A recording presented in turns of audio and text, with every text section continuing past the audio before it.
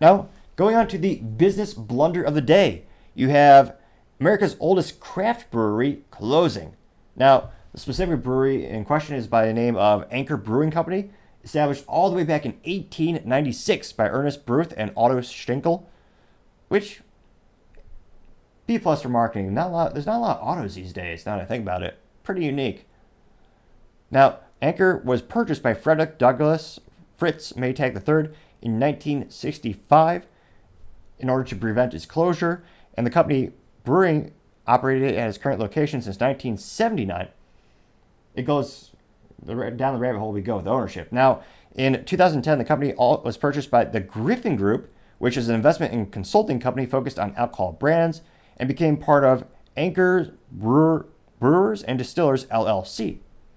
Again, in 2017, the company was acquired by Sapporo Breweries for $85 million. Sapporo's ownership had overseen significant declines in revenue for the brewery. In 2023, Anchor ceased brewing operations with plans to liquidate the business. So it's very unfortunate. I don't know. Well, it'd be interesting to see how big of a factor it is that is based over in San Francisco, which is bleeding businesses every day, both with businesses going out of business forever and also just relocating to literally anywhere else because crime is rampant and they pass the laws where they basically don't prosecute crime anymore. Perhaps not a good, prudent decision, but it's a decision they made, the state, the people.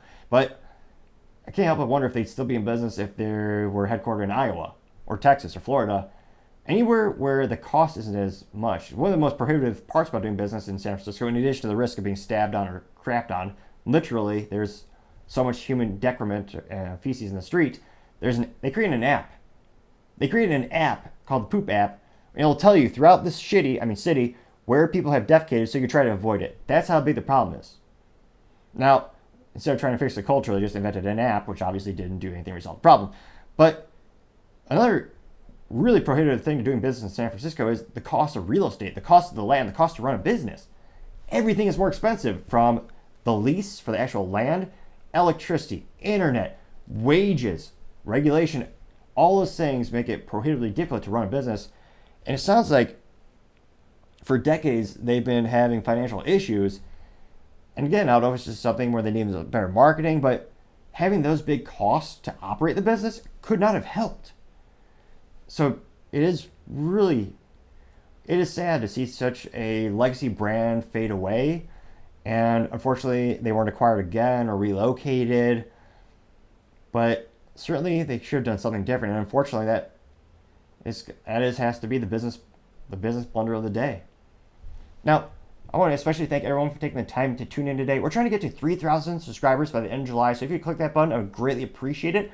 Also, don't forget to like and comment. The feedback is greatly appreciated as we made the show better and better. Also, don't forget to tell your family, tell your friends, tell your coworkers, heck, tell your enemies, tell anyone and everyone. Just stay safe and fight the good fight.